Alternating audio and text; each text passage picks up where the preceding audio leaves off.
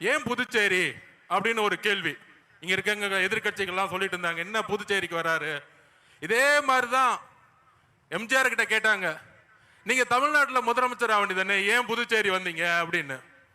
புதுச்சேரி மக்கள் ஒரு நல்ல ஆட்சி, ஒரு நல்ல கல்வி, ஒரு நல்ல போக்குவரத்து வசதி, ஒரு நல்ல மருத்துவம், இதுக்காக இன்னும் ஏங்கிட்டு இருக்காங்க.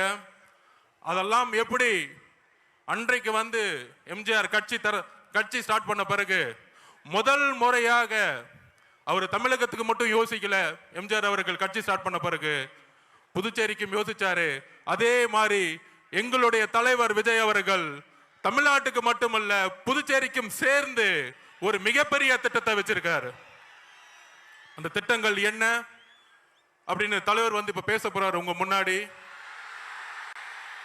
அவருடைய பேச்சில் அடுத்த 50 வருஷத்துக்கான புதுச்சேரியோடைய வரலாற்றை புதுசா எழுதப்படும் தமிழக வெற்றி கழகத்தின் மூலியமா அதை நாங்க இது பதிவு பண்றோம்.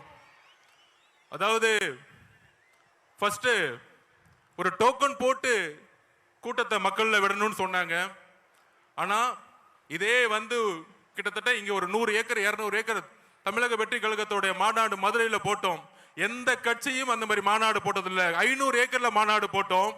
கூடிய விரைவில் புதுச்சேரியில ஒரு மிகப்பெரிய அளவுல நம்ம நிலத்தை எடுத்து ஒட்டுமொத்த புதுச்சேரி மக்களும் அங்க இருக்கிற மாதிரி அடுத்த கட்ட ஒரு பிரச்சாரத்தை தமிழக வெற்றி கழகத்தின் தலைவர் உருவாக்குவார்.